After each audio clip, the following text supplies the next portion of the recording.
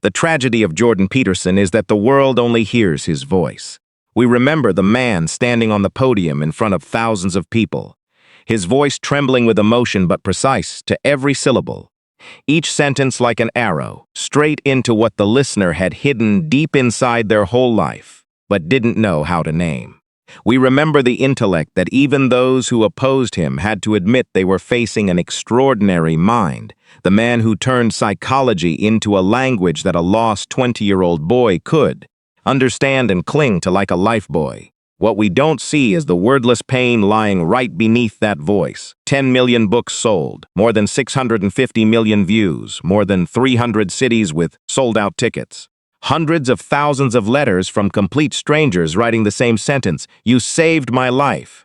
The Bible lecture's attracting millions of views from both believers and atheists. But the man who wrote, "Stand up straight and shoulder responsibility," as the first rule for life, that very man has spent most of the past decade lying in a hospital bed, fighting his own body and mind. In June 2026, Jordan Peterson, 64 years old, at his home in Arizona, could not lecture, could not record podcasts, could not stand in front of the camera. His wife, the woman who has been by his side since they were both 8 years old, said that he feels like he is in another realm of pain and desperately misses the ability to speak. For anyone, losing health is terrible. But for a person whose entire strength, entire legacy, entire thread, connecting him to the world lies in his voice, then losing the ability to speak is not just losing a bodily function. It is losing the very means of existence, like a painter losing both hands. The cost does not lie in physical pain, but in the forced silence of a mind that is still burning, but has no way left to express it.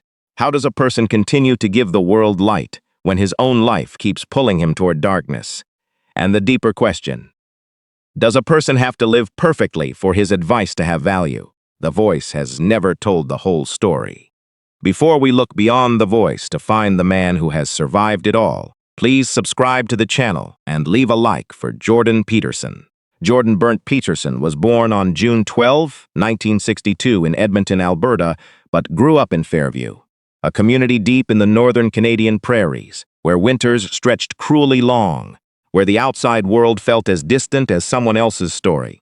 His middle name, Burnt, was given after his Norwegian great-grandfather, a thin thread connecting the boy to the North European immigrant blood that had taken root on this cold land for many generations. His father, Walter Peterson, was a teacher. His mother, Beverly Peterson, was a librarian at the Fairview branch of Grande Prairie Regional College. Not wealthy, not prominent, but it was a family where books were always present in the house before toys could appear.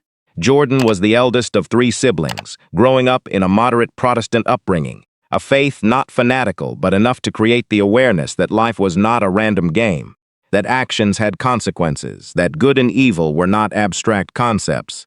If the story stopped here, Fairview would only be a peaceful childhood on the prairie. But something else happened inside the boy Jordan that no one in the family fully understood. Unlike most children his age, kids worried about tests, about being picked for the sports team, about whether the girl in class liked them. Teenage Jordan Peterson developed an obsession that normally only belonged to adults who had lived through war, the Cold War, the possibility of nuclear annihilation, the idea that at any moment 2 superpowers could press the button and erase human civilization in a few hours. But what obsessed him was not the bomb, but the finger ready to press the button, human beings. He lay awake at night asking questions that no child should have to ask. Why could humans build concentration camps and then operate them systematically like factories? Why could ordinary people, teachers, doctors, someone's father, become monsters when circumstances allowed? Why did societies that once produced Beethoven and Goethe also produce Auschwitz? This was not the academic curiosity of a smart boy. This was a wound. Not a wound from losing a person. His father, Walter, was still alive, still teaching, still present every day. Jordan Peterson's wound was the loss of faith in human nature before that faith could even fully form. He looked at the world and saw not chaos, but the possibility of chaos, saw that beneath the thin layer of social order, humans were always only a few steps away from organized barbarism. That question never left him. It followed him through Fairview High School, followed him to Grande Prairie Regional College, where his mother worked as a librarian, followed him to the University of Alberta, where he earned a bachelor's degree in political science in 1982 and then another in psychology right after. And when the degrees were still not enough to answer, Peterson did something few students do. He went to Europe, not to travel, not to find himself in a romantic way.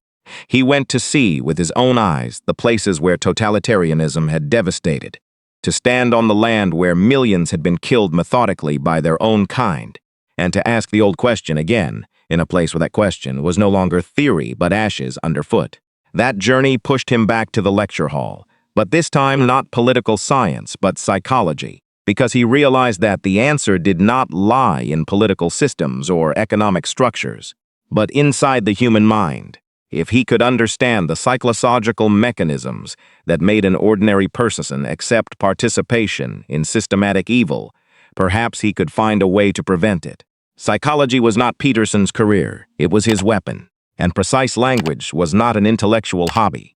It was the only way he knew to create order in a world where everywhere he looked, he saw the shadow of chaos waiting to rise.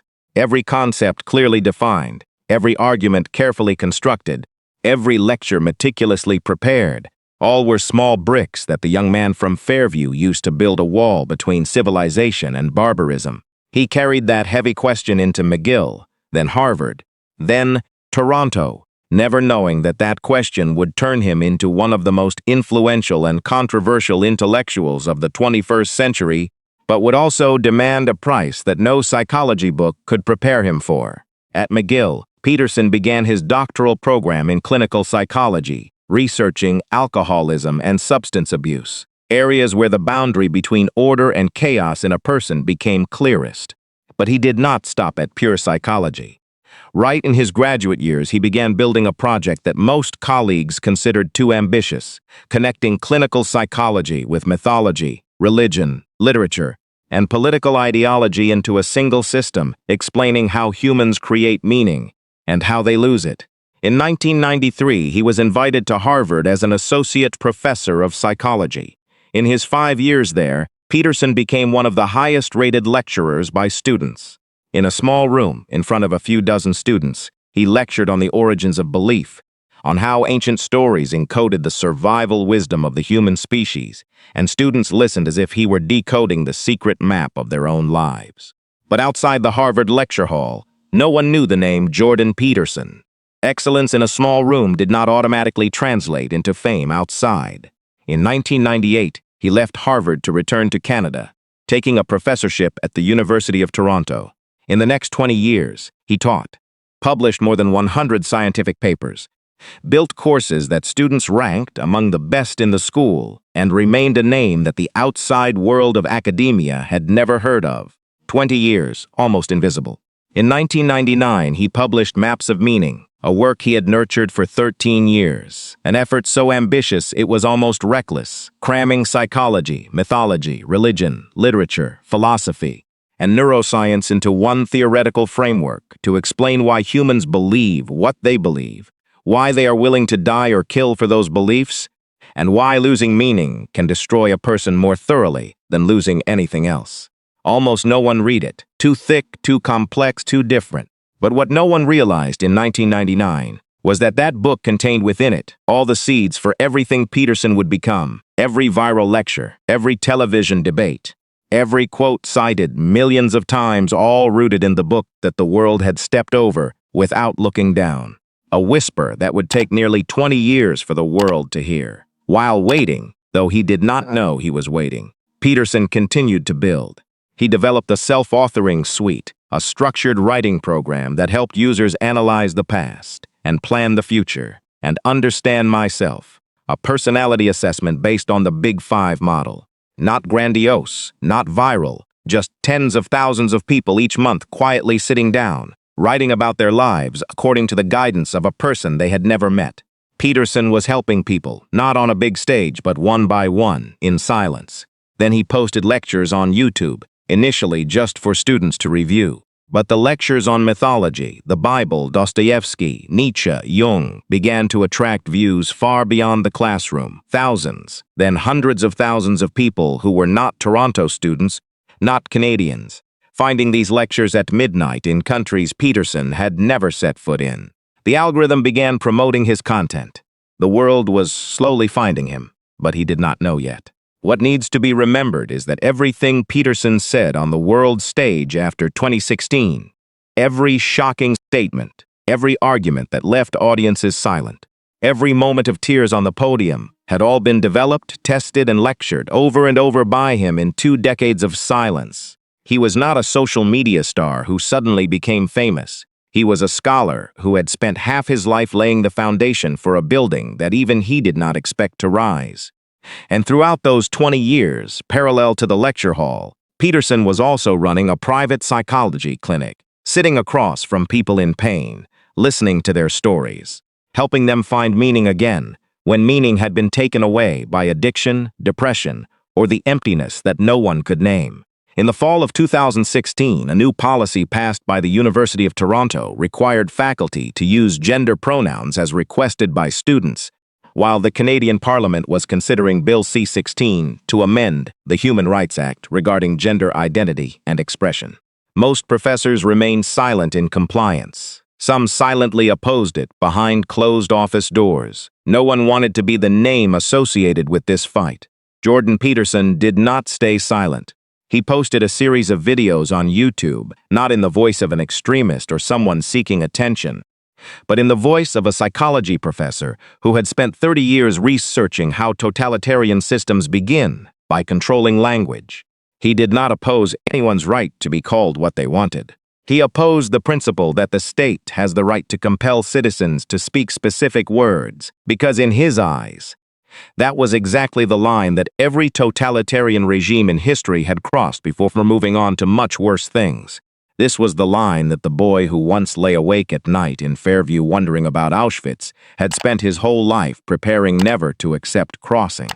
Millions of people saw him as a courageous voice of free speech in an era when silence had become a survival strategy. Millions of others saw him as a threat to the rights of communities already vulnerable, that his refusal caused real harm to real people. This story is not here to judge who is right. It is here to tell about the man standing in the middle of that storm, and the price that storm demanded he pay. The storm came faster than anyone could imagine. Video viral. International media flocked to Toronto. Protests supporting and opposing at the university campus. Loudspeakers, signs, shouting from both sides. And in the middle of that chaotic crowd, Peterson stood, calm, not shouting back, continuing to speak in a voice clear with every word, as if he were in a lecture hall, rather than in the middle of a boiling culture war. That image, a man alone facing the entire system, refusing to bow his head but also refusing to shout, became a symbol, not a symbol of any side. A symbol of the loneliness that anyone who dares to say what they truly think must bear. Then in January 2018, the interview on Channel 4 with Cathy Newman. If Peterson's career has one moment where everything crystallized into a single image, this was that moment. 30 minutes on British television. What was memorable was not the content of the debate, but the effect. Within 48 hours, tens of millions of people watched that clip.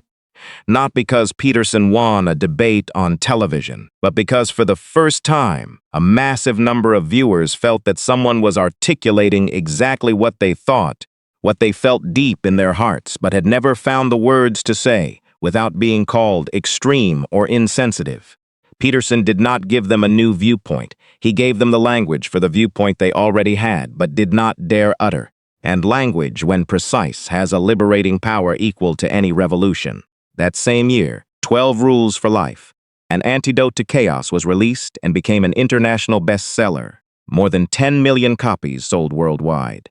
But the numbers do not tell the story. The story lies in the letters. Hundreds of thousands of letters from complete strangers, from every corner of the world, written in all kinds of languages, saying the same thing with countless variations. Former addicts wrote that the book gave them a reason to quit. The man who nearly committed suicide wrote that the lecture 2 a.m. kept him alive long enough to call someone the next morning. Single fathers wrote that it reminded them that responsibility is not a burden, but a purpose. The lost 19-year-old wrote that for the first time someone told him that his life had meaning, and he believed it. You gave me the language to understand my pain, and that saved my life. That sentence, or its variations, appeared in the letters so often that it became the closest thing to a common prayer of millions of people who did not know each other. Then the tour began. More than 300 cities, more than 850,000 ticket-buying audiences. With his wife Tammy, the woman from Fairview who had been by his side since they were 8 years old, Peterson traveled across North America, Europe, Australia, New Zealand. On stage, he did not perform. He lectured. In a trembling voice, sometimes choking up, sometimes breaking into tears mid-sentence, not out of weakness, but because he was talking about loss, about meaning, about responsibility. And those were things he himself was living through rather than just theorizing. YouTube reached 7.5 million subscribers, more than 650 million views. The podcast ranked #1 in the education category on both iTunes and Spotify. The 15-part lecture series on Genesis attracted millions of views from both believers and atheists because Peterson did not preach, he dissected, and honest dissection does not demand faith, but demands attention. But the moment that said the most about Peterson did not happen on stage. It happened afterward. After each lecture, long lines of people queued, not to ask for autographs or photos, but to speak to him. Grown men, 30, 40, 50 years old, standing crying in front of a stranger because, for the first time in their lives, someone looked them straight in the eyes and said that their lives had meaning, that the responsibility they carried was not a curse, but proof that they were living rightly. That was Jordan Peterson's standing ovation, not applause from neutral audiences or conquered enemies, but tears from the people he had truly touched. Before Jordan Peterson became a global symbol, he was a father sitting in a hospital waiting room, watching his 2-year-old daughter walk strangely and cry every time she was put down. Doctors initially said growing pains, nothing wrong. But something was wrong. When Michaela turned 7, the official diagnosis fell on the Peterson family like a sentence. Juvenile rheumatoid arthritis, 37 joints affected. Not 3, not 7, 37 joints in the body of a child in 2nd grade. She became the first child in Canada to use the biologic drug Enbrel. At age 12, severe depression to the point that doctors prescribed antidepressants, Celexa, then Lexapro, then Wellbutrin. At age 17, the cartilage in her hip and ankle was gone, completely eroded by arthritis, and Michaela had to undergo surgery to replace both joints. A 17-year-old girl walking on artificial joints. At age 19, chronic fatigue to the point that Adderall was prescribed just to stay awake during the day. More than 10 types of medication at the same time for many years, and no improvement. Stop and think about Peterson in that period, not Peterson the intellectual, but Peterson the father. This is the man who had spent his entire career researching how humans face suffering, how to find meaning in tragedy, how to endure things that seem unendurable. He read Jung, read Dostoevsky, read Solzhenitsyn, lectured to students about the Gulag Archipelago and the human will to survive in the face of absolute evil. Then he came home and sat watching his daughter in pain, real pain, pain in her bones, pain to the point of crying, pain to the point of replacing joints at an age when her classmates were worrying about choosing prom dresses. And all the theories, all the clinical knowledge, everything he knew about psychology and mythology and meaning became completely meaningless, because there was no lecture that taught you how to endure when your child is in pain and you cannot take that pain out of her body. Then something no one expected happened. The sick child saved herself. After many years of self-research, Michaela began eliminating foods one by one from her diet, tracking her body's reactions, and finally reached a conclusion so extreme that most doctors would shake their heads.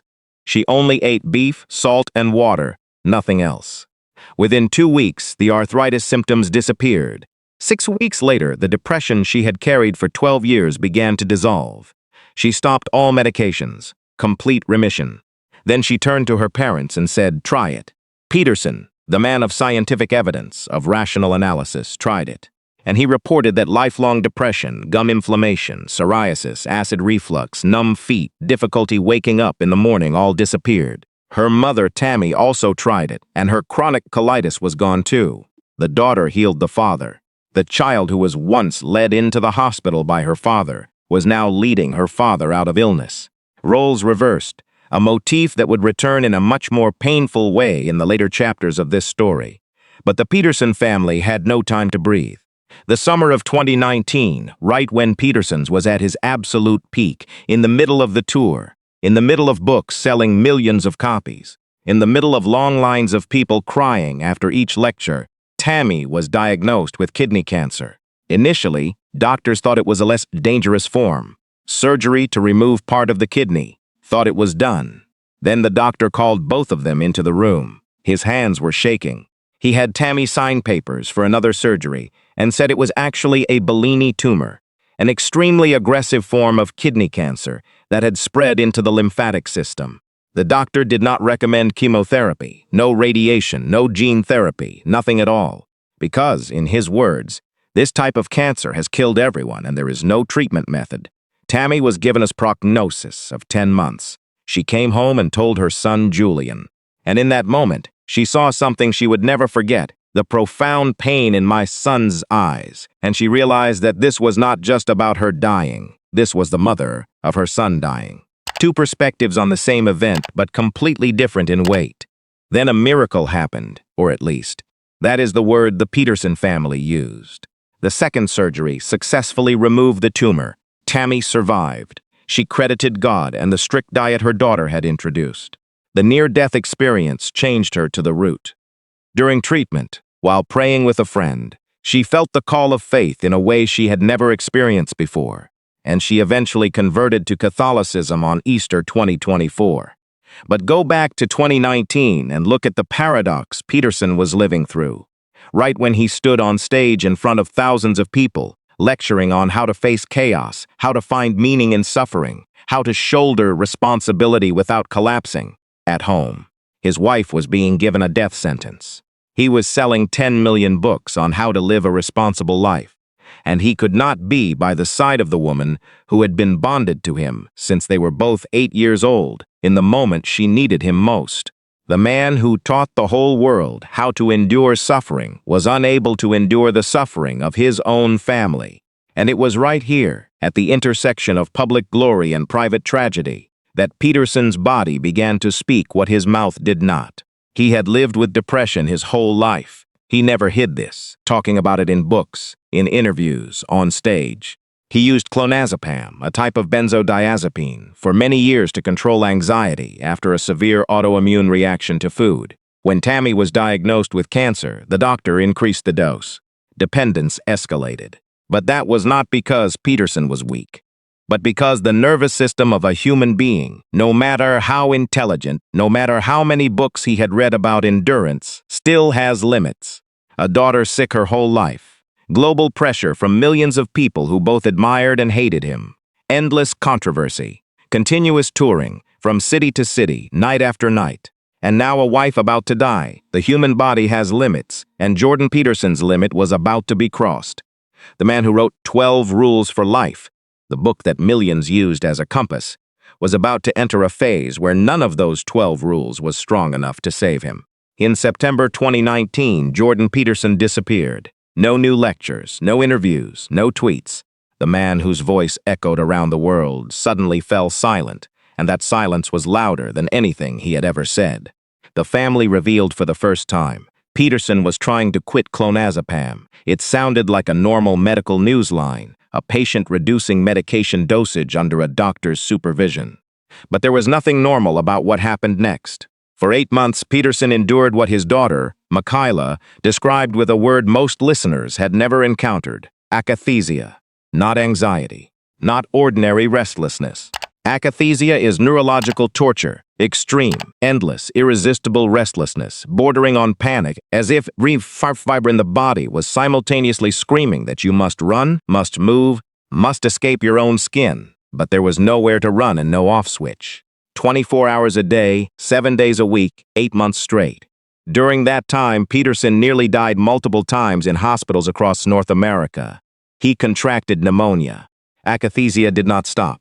And then what the family later confirmed, he became suicidal. The man who had taught millions that life had meaning, that suffering had purpose, that you must shoulder responsibility and move forward, that very man no longer wanted to live.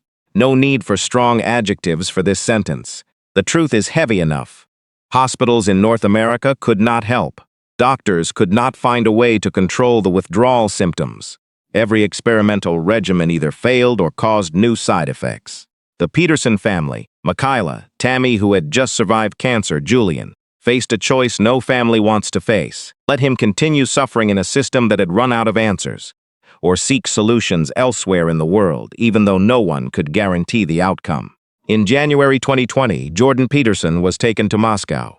He was hospitalized at a hospital in Russia to undergo an emergency detox process through induced coma, a method that addiction medicine experts in the West had warned was dangerous, not standard care, and carried a high risk rate. But the family had run out of other options. And here, the central image of this entire story emerges most clearly. The image that if you truly understand it, you will understand everything about Jordan Peterson. The man who had stood before hundreds of thousands of people around the world and said, "Stand up straight, shoulder responsibility, confront chaos." That very man now lay motionless in the intensive care unit in Moscow, breathing through a machine, unable to walk on his own, unable to speak. His body kept alive by medical equipment while his mind was placed in an induced coma state. Not public disgrace like being handcuffed in front of cameras. Worse.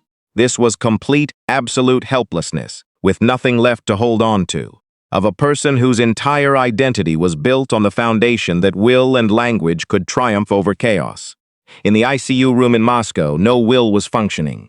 No words were uttered. There was only a body lying still and a family sitting waiting. Then he woke up, and what he described later about that moment belongs to the kind of experience that language is almost powerless to contain. The first day he could communicate again, Michaela pushed her father in a wheelchair along the ICU hallway while waiting for mealtime. Within 10 minutes, he asked his daughter what time it was dozens of times, not because he was confused, but because time was distorted. Each minute passing felt like an hour, 2 hours, an immense, unmeasurable stretch of time. "I was not only in extreme pain and anxiety," he said later. "Time was also stretched out to an unbearable extent." Stop at this image for a second. Michaela, the 2-year-old girl who walked strangely, whom her father once carried on his shoulders. The 7-year-old girl, whom her father led into the hospital to inject cortisone into 37 joints. The 17-year-old girl whom her father waited outside the operating room for while doctors replaced her hip joint. That very girl, now grown, was pushing her father's wheelchair in a hospital hallway in a foreign country, answering "It's only been 10 minutes, Dad," for the 12th time, and trying to keep her voice calm. After Russia, Peterson was transferred to Florida, then Serbia, in an 18-month recovery journey where every day was a negotiation between body and will. There were periods when he could not type on his own. There were periods when he could not walk without support. And akathisia, the neurological torture that had pushed him to the brink of suicide, did not disappear. Neurological damage from benzodiazepines does not work on the logic of quit and you're fine. It lasts for many years, sometimes permanently, even after complete cessation of the drug. The body remembers what the drug did to it far longer than the time the drug was actually in the blood. And throughout those 18 months, Peterson and Tammy barely saw each other. She was in Canada, recovering from cancer. He was in Russia, then Florida, then Serbia, fighting withdrawal. Two people who had been together since they were 8 years old, married for more than 30 years, and now on opposite sides of the globe, each facing their own form of hell. When they finally came back together, Tammy said, "Everything has changed so much. Both of us had been through brutal trials. We didn't know if the marriage still had meaning." But then she added a sentence that perhaps contains more wisdom about marriage than any book her husband had ever written. "The habits practiced for 30 years are what survived. We decided to date. No need to ask how. Just go light the candles. I'm going to take a shower." Peterson later called benzodiazepines a medically induced epidemic, perhaps worse than the opioid epidemic. He did not speak like a victim seeking pity.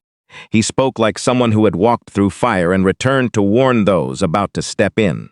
Millions of people around the world are using similar medications by doctor's prescription without knowing that stopping them can be more dangerous than continuing. And perhaps this is what needs to be understood most clearly about Jordan Peterson. He did not understand suffering because he read about it in books. He understood suffering because he had lived through it, had lain in the ICU in Moscow with time distorted into eternity, had wanted to die, had been unable to walk on his own, had lost the voice that his entire career was built on. The wounded healer. Not in spite of being wounded that he healed, but precisely because he was wounded that he was able to heal. In October 2020, Peterson posted a short video announcing he had returned to Canada. Thinner, slower, his voice thinner than before. In 2021, Jordan Peterson returned. He released Beyond Order, 12 More Rules for Life, the book that was largely written during the months he was still recovering, when his body still carried the remnants of 18 months of hell. He resigned from the University of Toronto, becoming Professor Emeritus, a formal title for the end of 20 years of teaching at the place that had brought his name to the world. He returned to podcasts, returned to YouTube, returned to touring, and the world saw Peterson, seemingly recovered, seemingly with a beautiful ending to the story. The man who fell and stood up again, just as he had once lectured. But those who looked closely saw the difference. His voice was thinner than before, as if the volume had been turned down a notch that no one could turn back up. Emotions more fragile, he cried more often on stage. And those tears no longer carried the look of natural emotion, but the look of a person who had seen something on the other side that could not be fully told in words. His eyes carried something that was not there before 2019. Not sadness, not fear, but something closest to a description of an understanding of his own limits. He signed a content distribution deal with Daily Wire, expanding his influence in the media space.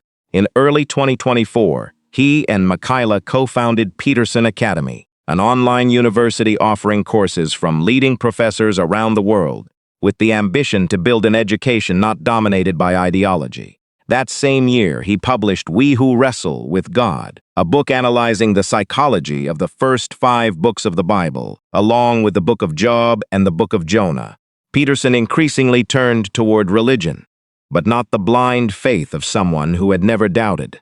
This was the search for meaning of a person who had lain in the ICU in Moscow with time distorted into eternity, who had wanted to die, who had lost everything and was still alive without fully understanding why. When you walk through hell and return, the question, is there a God, is no longer a philosophical exercise. It is a question of survival. But the return did not mean peace. Parallel to the new work, Peterson was fighting on a front that few outsiders understood the weight of.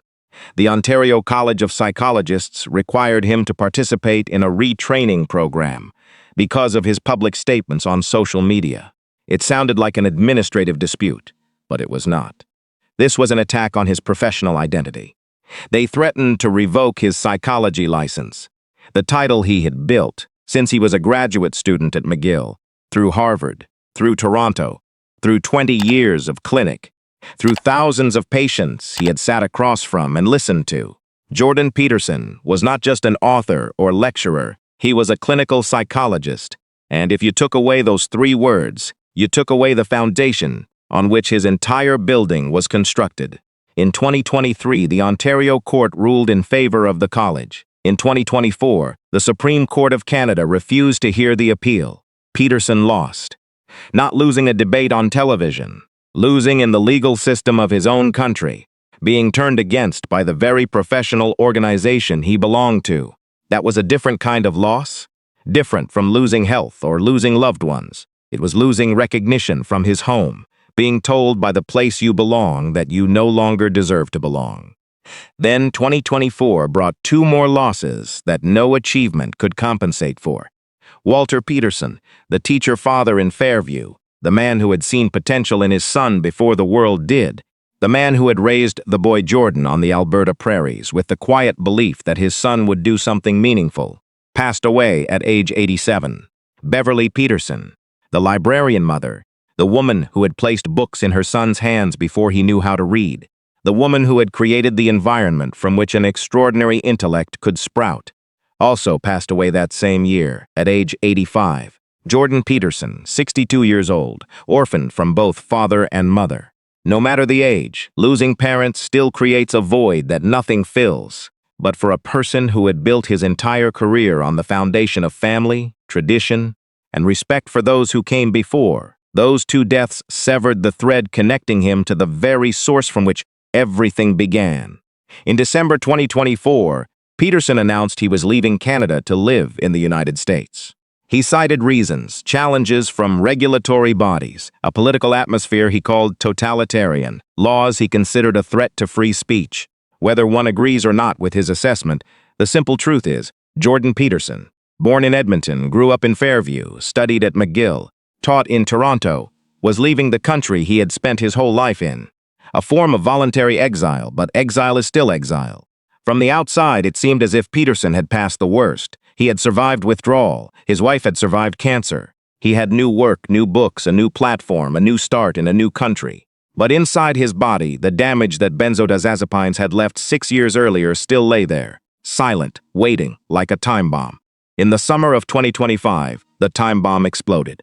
Exposure to mold triggered chronic inflammatory response syndrome, CIRS, in Peterson's body, causing his already damaged immune system from many years before to overreact, causing multi-system inflammation, pneumonia, then sepsis, then ICU, nearly a month in the intensive care unit. Michaela described her father with 3 words that this family had heard too many times: on the brink of death. Complications from severe hospital-acquired polyneuropathy. The body that had endured too much began shutting down system by system like an old building, losing power floor by floor. 5 years after Moscow, Jordan Peterson lay in the ICU again, kept alive by machines again, with Michaela sitting by his side again. To anyone looking from the outside, this was a medical crisis. To the Peterson family, this was a recurring nightmare, the feeling that no word in psychology names exactly when you have walked through hell once and believed you had escaped, then realized that hell is not a place you leave, but something that follows you. We have been through this already, but they were going through it again. In December 2025, the family confirmed Peterson had returned home. Health improved very little. Michaela posted on social media calling for prayers for her father. Millions of views. Hundreds of thousands of comments from people Peterson had never met, but whose lives he had changed with a lecture at 3 a.m. Then in April 2026, Michaela revealed what was perhaps the most horrifying discovery in this entire family health journey. Akathisia had returned. The neurological torture that had pushed Peterson to the brink of suicide in 2019, the one he thought he had left behind in Moscow and Serbia, had come back. 6 years after complete cessation of benzodiazepine, 6 years. Not 6 weeks or 6 months, 6 years without a single pill. And the neurological damage from the drug could still be reactivated, like an old wound opening when the weather changes. Except this wound was not on the skin, but in the nervous system.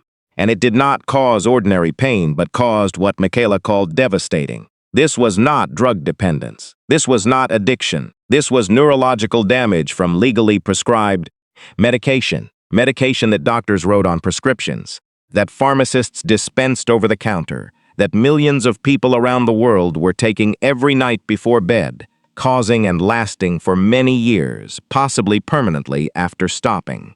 Peterson was not just a patient. He became a living case, showing how the medical system could cause persistent harm in ways it itself did not fully understand the mechanisms. Michaela said, "It is horrifying and outrageous that these damages, the harm that can cause such severe symptoms, can last this long after stopping psychiatric drugs and then, clearly, be reactivated." She described the past year with one single word: hell. Not just for her father, for the whole family. In May 2026, Tammy Peterson, the woman who had been by Jordan's side since they were both 8 years old, who had survived cancer that doctors said no one survived, who had waited for her husband throughout 18 months of his detox on the other side of the globe, confirmed to the press, Peterson was suffering from drug-induced neurological injury. He feels like he is in another realm of pain. He had no plans to return to public life. And then she added a sentence that if you truly understand it, it will stay with you for a long time. He misses the opportunity to speak out on social issues. The man whose entire legacy lay in language could no longer speak, could no longer lecture, could no longer record podcasts, could no longer debate. The 2026 tour completely canceled. The voice, the one he used to create order amid chaos, to fight evil, to give millions of people the language they could not find themselves, that voice had gone silent. And this forced silence was the greatest loss among all the losses he had endured. Not losing loved ones, though he had lost both father and mother. Not losing freedom, though he had left his country. Not losing health, though he had nearly died twice. But losing the very means he used to exist in the world, the only way he knew to turn chaos into order, turn suffering into meaning, turn darkness into something others could see and understand. But the story does not end in darkness. In June 2026, Peterson spoke out, briefly, on social media in a message where each word carried the weight of a person using all his strength to speak when his body did not want to allow it. I will release one lecture per week from the tour archive. This allows me to do something interesting and useful while I am helpless. My current health does not allow me to return to podcasting or live teaching. The new voice may have gone silent, but the old voice was still there, recorded in hundreds of lectures from the tour years, ready to continue speaking for him while he could not. And then he wrote one more sentence, perhaps the saddest and bravest sentences in his entire 64-year story. I am as happy as I can be in the current circumstances with my health condition, while participating in this process. Not I will win, not I will come back stronger, just I am as happy as I can be. That is the maturity of a person who had taught the whole world how to stand. Up straight, then been knocked down, then stood up, then been knocked down again, and finally learned that sometimes good enough is the victory. That as happy as I can be amid pain is the most honest form of courage a human being can achieve. Jordan Peterson has lived in both lives. He had stood before hundreds of thousands of people and watched them cry. Grown men who had never cried in front of anyone. Lining up after lectures to tell a stranger that for the first time in their lives they had language to understand themselves. And a few years later he lay in the ICU in Moscow, unable to walk on his own, asking his daughter what time it was 12 times in 10 minutes because time had been distorted into something unmeasurable. He had written the book that changed the lives of 10 million people, and he had wanted to end his own life. He had taught the whole world stand up straight, and he had been unable to stand on his own. If you only remember the peaks and forget the depths, you are worshiping a statue rather than understanding a human being. If you only remember the collapse and forget what he gave, you are punishing a person for the crime of being human. So the question at the beginning of the script, does a person have to live perfectly for his advice to have value? The answer is no, and not no but no, precisely because of that. Precisely because Peterson had fallen, had become dependent on medication, had nearly died, had lost his voice, had been unable to clean his room while teaching the whole world to clean their rooms. That he understood more deeply than anyone why trying to stand up was so important. Not because standing up was easy, but precisely because it was not easy. If it were easy, that advice would not need to exist. His true legacy does not lie in the books. Though 10 million copies have been sold, it does not lie in awards, though he was once one of the most influential intellectuals in the world. The legacy lies in the letters he will never read all of. Former addicts wrote, "You gave me a reason to quit." Depressed young people wrote, "You gave me the language to understand my pain, and when pain has a name, it becomes less terrifying." Single fathers wrote, "You reminded me that responsibility is not a burden but a purpose." Each letter is a life saved, and no illness, no crisis, no forced silence can take back those lives. Tammy is still by his side, after 35 years, through cancer that doctors said no one survived, through 2 years apart when each faced their own hell, through everything that any marriage would collapse under. Michaela, the 2-year-old girl who walked strangely, the 17-year-old girl who replaced joints, the woman who healed herself and then healed her father, is now managing the entire intellectual empire while her father cannot speak. Julian quietly in the background, holding steady what needs to be held without anyone seeing. The Peterson family is not perfect, but they are still there, and perhaps that is the best lecture Peterson never needed to say in words. Peterson can no longer speak, but 650 million views do not disappear when the voice goes silent. 10 million books do not self-destruct when the author is hospitalized. Right now, somewhere in the world, in a country he has never set foot in, someone is watching his lecture at 3 a.m. and for the first time feeling that life has direction. The voice may go silent, the words do not. Peterson did not make the world lighter. He was not that kind of person. He made the world clearer. He did not give people joy. He gave people the language to name the pain they had carried their whole lives, but did not know what to call. And when pain has a name, it begins to lose some of its power. Through all the peaks, all the collapses, all the mistakes, and all the losses, what he gave the world remains his own. No one can take it away, not illness, not forced silence, not time. When you think about Jordan Peterson, what is the first thing that comes to mind? The trembling voice on the podium, the book that changed your life, or the man behind it all, the man who taught the whole world how to stand up, then fell himself, then tried to stand up again. Share in the comments below and help us honor the man who made the world a little clearer. If this story touched you, please subscribe to the channel so you don't miss the next stories about people who have lived on the boundary between greatness and fragility. Thank you for staying until the end. See you again.